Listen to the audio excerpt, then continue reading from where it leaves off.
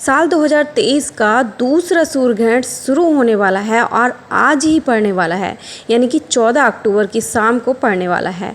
तो गर्भवती महिलाएं बिल्कुल सावधान हो जाएं। उनको क्या क्या करना है, कौन कौन सी विशेष सावधानी बरतने की ज़रूरत है, भारत में दिखाई देगा या नहीं देगा, इसका सूतक काल मान्य होगा नहीं होगा, गर्भवती महिलाओं को क्या करना है और क्या नहीं करना है, सारी जानकारी मैं आपको इस वीडियो में दे दूंगी। आपको क्या करना है, बस वीडियो को पूरा देखना है। तो आज की वीडियो में आपको डिटेल्स में बताने वाली हूँ कि आपको क्या क्या करना है, क्या नहीं करना है। ठीक है, वीडियो लास्ट तक देखना। देखिए, ग्रहण जो है एक बुरा प्रभाव के लिए जाना जाता है। ग्रहण से गर्भवती महिलाओं को बहुत सावधानी बरतने की ज़रूरत होती है कि ग्रहण के दौरान गर्भवती महिलाओं को घर से बाहर नहीं निकलना होता है। ऐसा कहा जाता है कि ग्रहण के दौरान बुरा प्रभाव बच्चे पे नहीं पड़ना चाहिए। साथ ही साथ आपको चॉपिंग कटिंग के काम भी नहीं करने होते हैं गर्भवती महिलाओं को, खासकर।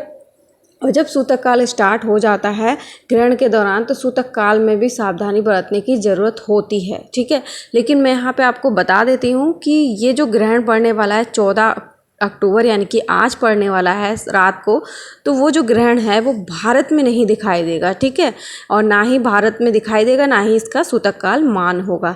लेकिन मैं एक चीज़ आपको क्लियर कर देती हूँ कि भारत में दिखाई दे या नहीं दे, लेकिन आपको छोटी मोटी सावधानी ज़रूर बरतने की ज़रूरत है। ग्रहण शुरू होता है, ग्रहण की जो टाइमिंग है वो 8:34 पे, यानी कि 14 अक्टूबर 8:34 पे शुरू होगा और उसी रात को मतलब 2:22 पे समाप्त हो जाएगा। ठीक है, तो आपको क्या करना है, उससे पहले खाना पीना जो भी है बना के खा पी लेना है। अगर आप घर में अकेली हैं, कोई भी नहीं करने वाला है, ठीक है, तो आपको, क्योंकि ये ग्रहण भारत में नहीं दिखाई दे रहा है, तो आप सूतक काल को मत मानिए। बस आप अपना जल्दी से खाना पीना जो भी है वो बना लीजिए। इसके बाद देखिए, जो भी घर के आपके काम है फटाफट निपटा लीजिए। 8 बजने से, मतलब 8:34 पे शुरू होगा, तो 8 बजे तक आपको सब कुछ कर लेना है, खा पी भी लेना है। ठीक है, उसके बाद आपको अपने रूम में आराम करना है बस। और हाँ, गर्भवती महिलाओं को बिल्कुल सीधे लेटना होता है, हाथ पैरों को मोड़ के बिल्कुल नहीं लेटना होता है।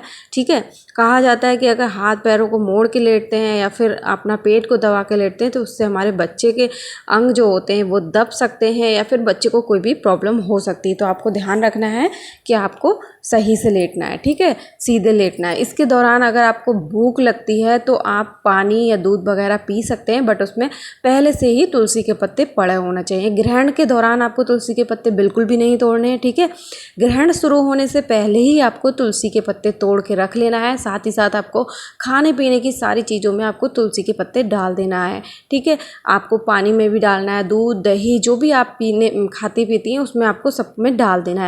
जो भी आपका खाना पीना बच रहा है उसमें भी आपको डाल देना है। ठीक है, गलती से अगर आप तुलसी के पत्ते नहीं तोड़ पाई हैं तो आपको वो खाना पीना नहीं खाना है, ना ही किसी जानवर को देना है। ठीक है, आपको ध्यान रखना है कि आपको फ्रेश खाना बना के दूसरे दिन को फ्रेश खाना बना के खाना है, ताज़ा। वो खाना आपको बिल्कुल भी नहीं खाना है, क्योंकि वो खाना दूषित हो जाता है। अगर आप तुलसी के पत्ते डाल देती हैं तो खाना दूषित नहीं होता है। ठीक है, आपको ये ध्यान रखना है।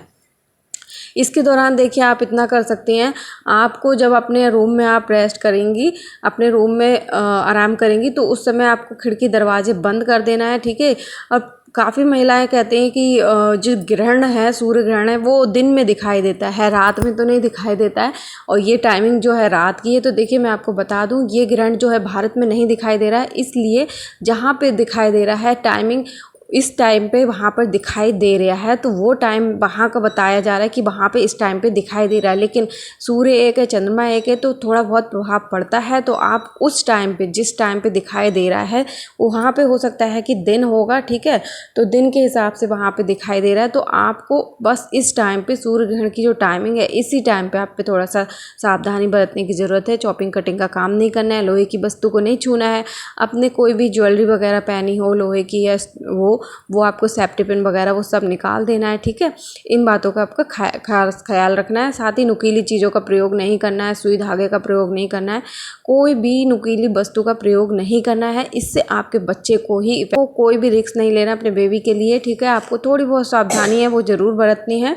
साथ ही साथ देखिए, जब ग्रहण समाप्त होता है तो आप गंगा जल से पूरे घर में छिड़काव कर दीजिए। रात में जब समाप्त होगा ना ग्रहण, तो उसी टाइम आप पूरे घर में गंगा जल से छिड़काव कर दीजिएगा। अपने ऊपर भी थोड़ा सा छिड़काव कर लेना है। उसके बाद आप सुबह को नहा के और पूरे घर की साफ़ सफाई मतलब कर सकती हैं। फिर नहा के जो भी दान वगैरह देना है वो दे सकती हैं, ठीक है।